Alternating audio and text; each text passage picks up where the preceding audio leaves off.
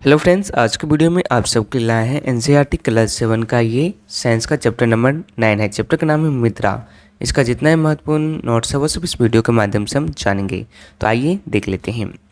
तो मुद्रा किसे कहते हैं, पहले इसे हम समझते हैं। मुद्रा क्या होता है? पृथ्वी की ऊपरी परत है जो पौधे की वृद्धि के लिए क्या है तो प्राकृतिक माध्यम प्रदान करता है। 1 सेंटीमीटर मुद्रा को बनने में सैकड़ों वर्ष लग जाता है। इसके बिना इस पृथ्वी पर जीवन का अस्तित्व क्या है तो असंभव है, यानी कि जीवन है ही नहीं। मृदा का निर्माण होता है वो चट्टानों से प्राप्त खनिजों और जैव पदार्थों तथा भूमि पर पाए जाने वाले खनिजों से होता है। ओके, तो मृदा की परत कौन कौन सी है आइए देख लेते हैं। मृदा की परत में ह्यूमस, जल, मृत्तिकाओं, बालू, बजरी इत्यादि है। ह्यूमस क्या है तो मृदा में उपस्थित सड़े गले जैव पदार्थ क्या कहलाते हैं तो ह्यूमस कहलाते हैं। अपक्षय क्या है तो पवन, जल और हिम की क्रिया से चट्टानों के टूटने पर मृदा का निर्माण होता है। यह प्रक्रमण क्या कहलाता है? अपक्षय कहलाता है। ओके, मृदा परिच्छेदिका किसे कहा जाता है आइए इसे समझते हैं। किसी स्थान की मृदा परिच्छेदिका वहाँ की मृदा के विभिन्न परतों का परिच्छेद होती है। ओके, संस्तर स्थितियाँ क्या होता है आइए इसे समझते हैं।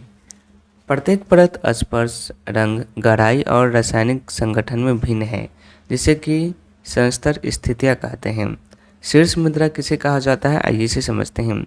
सबसे ऊपर वाली संस्तर स्थित सामान्यतः गहरे रंग की होती है क्योंकि यह ह्यूमस और खनिजों से समृद्ध होती है।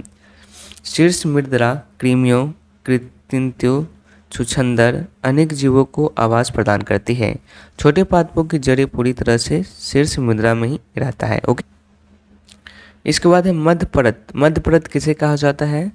शीर्ष मुद्रा से नीचे की परत में ह्यूमस कम होती है लेकिन खनिज अधिक होते हैं। यह परत सामान्यतः अधिक कठोर और अधिक सहत होती है, इसे कि मध्य परत कहा जाता है। आधार सेल किसे कहते हैं? जो दरारें और विद्योग युक्त सेलों के छोटे क्या है तो छोटे ढेलों की बनी होती है। इसे फावड़े से खोदना कठिन होता है, उसे आधार सेल कहा जाता है।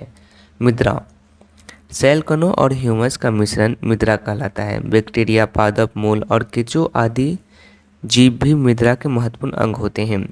तो आइए समझते हैं बलुई मुद्रा किसे कहा जाता है। बलुई मुद्रा में बड़े कणों के अनुपात अधिक होता है तो वह बलुई मुद्रा कहलाती है। मृण्मयी मुद्रा किसे कहा जाता है तो मुद्रा में बारीक सूक्ष्म कणों का अनुपात अधिक होता है तो वो मृण्मयी मुद्रा कहलाती है। डुमती मुद्रा किसे कहते हैं? मुद्रा के बड़े और छोटे कणों की मात्रा लगभग समान होती है तो यह डुमती मुद्रा कहलाती है।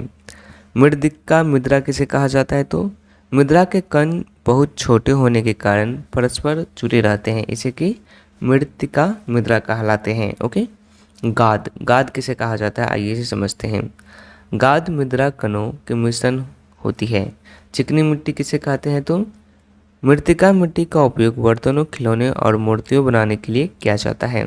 मुद्रा के क्या क्या गुण होते हैं आइए इसे समझते हैं। तो मुद्रा का पहला गुण है मिट्टी में पानी अवशोषित हो जाता है। दूसरा, मुद्रा में से जल वाष्पित होकर ऊपर उठता है। तीसरा, मुद्रा में जल अंतःस्रवण दर की गणना होती है। इसके बाद है जल की मात्रा अंतःस्रवण मिनट्स में। पवन वर्षा, ताप, प्रकाश और आर्द्रता द्वारा प्रभावित होता है। जलवायु कारक भी जो मृदा परिच्छेदिका और मृदा संरचना को परिवर्तित लाते हैं। मृदा के घटक किसी क्षेत्र विशेष में उगने वाली वनस्पति तथा फसलों की किस्म का निर्धारण करते हैं। ओके, तो मृदा और फसलें। मृत्तिका यानी चिकनी मिट्टी और दोमट मृदा गेहूं, चना और धान का उगाने के लिए उपयुक्त है। कपास को बलुई दोमट मिट्टी में उगाया जाता है। जल की निकासी आसानी से हो जाता है और पर्याप्त परिमाण में वायु को दहन करता है। वीडियो पसंद आए तो लाइक जरूर कीजिएगा। Thank you.